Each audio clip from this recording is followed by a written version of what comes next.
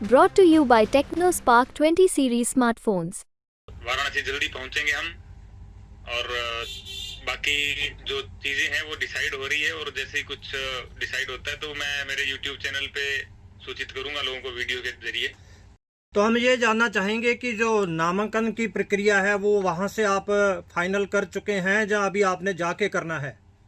नहीं, जाके ही करेंगे। नामांकन की प्रक्रिया और कब वाराणसी पहुंच रहे हैं और चुनाव कैसे लड़ेंगे वो सब चीजें जो है वो डिसाइड हो रही है और वो अभी मैंने ट्वीट भी किया था कि हम जल्दी सूचना लोगों तक पहुंचाएंगे।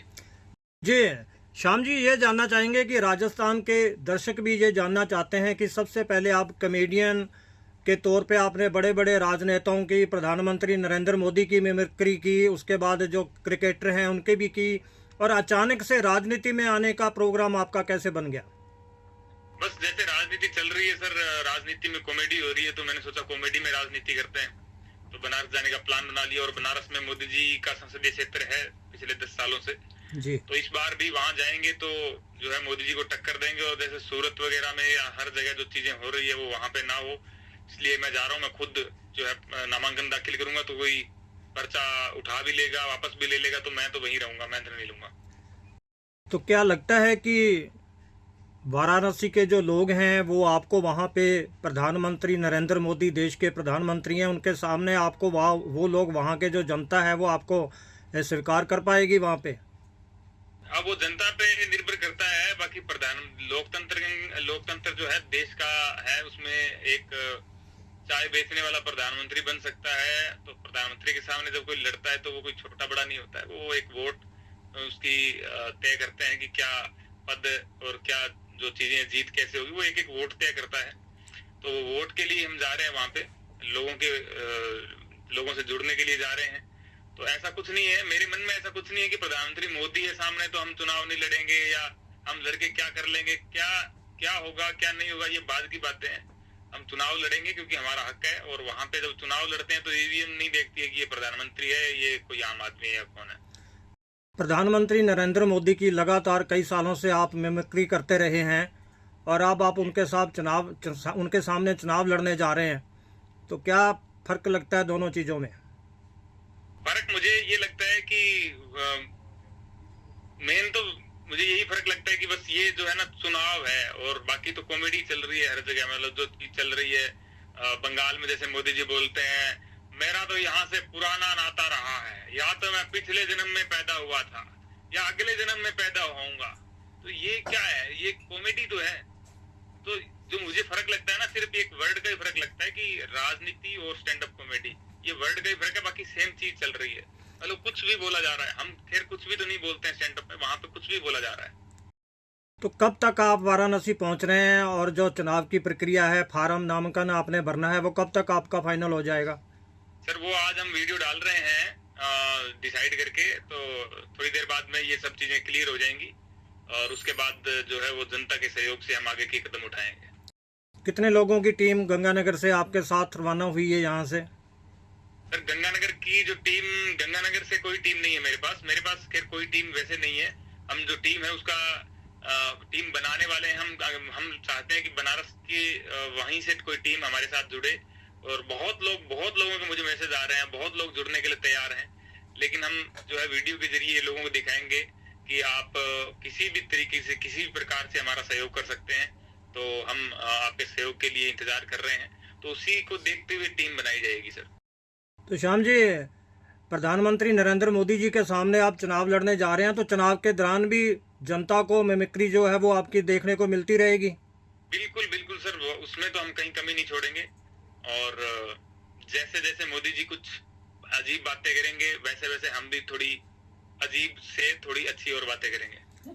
जैसा कि अभी आपने कहा कि और कोई वहाँ से फार्म हटा ले, जहाँ पीछे हट जाए, श्याम रंगीला मोदी जी के खिलाफ सामने वहाँ पे चुनाव लड़ेंगे, तो कहीं ऐसा तो नहीं है नामांकन प्रक्रिया होने के बाद श्याम जी वापस गंगानगर आ जाएं? नहीं सर, वो तो बाद की बात है, लेकिन हाँ नामांकन वापस लेकर के नहीं आएंगे ये मैं कह सकता हूँ। रिजल्ट वो तो अलग बातें हैं, बाद की बातें हैं, जो जनता डिसाइड करेगी वही होगा। गंगानगर तो मुझे आना ही पड़ेगा, लेकिन ऐसा नहीं होगा कि नामांकन जो है वापस लेकर के गंगानगर चल पड़े, ऐसा कभी नहीं होगा।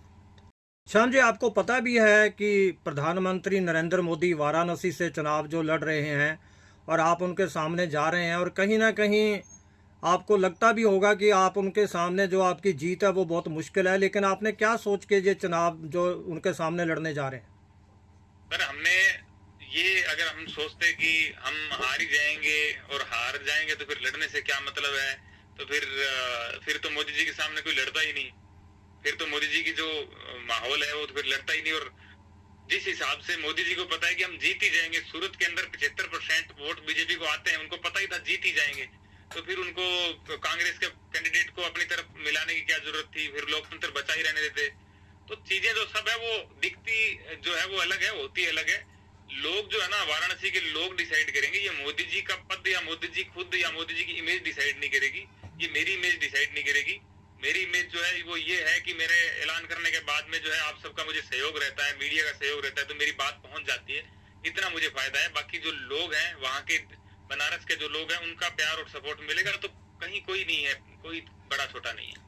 श्याम जी, आखिरी सवाल मेरा, आप नरेंद्र मोदी जी के सामने चुनाव लड़के कहीं ऐसा तो नहीं है कि पब्लिसिटी हासिल करना चाहते हैं? पब्लिसिटी सर मेरे पास पहले से ही है, मैं पहले से ही मोदी जी की आवाज निकाल रहा हूँ। मुझे अगर और पब्लिसिटी लेनी होती तो मैं जो है और वीडियो निकाल लेता, आप वैसे ही मुझे संपर्क करते आए हैं हमेशा से, और पब्लिसिटी है तभी तो मेरे कहते ही फोन आने लग गए। तो वो सहयोग जो है वो तो हमेशा ही रहता है। मैं आपके सहयोग के लिए अगर मुझे लड़ना होता तो मैं तो पिछले साल लड़ता, या मैं कभी और कहीं यहीं से लड़ लेता, मुझे अगर वैसे ही कोई पद का लालच होता। मुझे पर्सनली मुझे ये लगता है कि मेरी बात आप सब जब फोन करेंगे तो आप सुनेंगे और मैं आपको बात सुनाऊंगा, क्योंकि राहुल गांधी जी जब बोलते हैं तो एक पार्टी की तरफ से बोलते हैं, लोगों को लगता है ये पार्टी है, और मुझे लगता है मैं जब कहूंगा तो लोगों को लगेगा कि हाँ ये जनरल आम आदमी जो है वो बोल रहा है। तो जो सूरत में हो रहा है वो सूरत का अगर, और चंडीगढ़ में जो हुआ, सूरत में जो हुआ, खजुराहो में जो हुआ, इनकी जवाब इनका कोई दे दे तो मैं मोदी जी के जब सामने लड़ूंगा तो जनता से यही कहूंगा कि इसका जवाब अगर कोई पार्टी का मेंबर भी दे दे कि वहां पे क्या हो रहा है, तो ये लोकतंत्र की हत्या ही है। अगर कोई बीजेपी का समर्थक भी है तो उनसे मैं बहुत ही आसान शब्दों में और बहुत ही निवेदन के साथ ये पूछना चाहता हूँ कि भाई साहब आप इस पे बोलिए कि आप सूरत में क्या कर रहे हो, आप चंडीगढ़ में आपने क्या किया। तो ये जो है ना लोकतंत्र में जो चीजें हो रही है ना, उसको लेकर के मुझे जाने का मन करता है मेरा बनारस में, और मोदी जी के सामने लड़ने का मन करता है, उसके अलावा कुछ भी नहीं है। जी श्याम जी, आपने इतने मीडिया के आप लोगों को कॉल आ रहे थे, लेकिन आपने सबसे पहले राजस्थान तक को समय दिया है, आपका बहुत बहुत धन्यवाद इसके लिए। धन्यवाद सर, बहुत बहुत धन्यवाद। जी थैंक यू सर।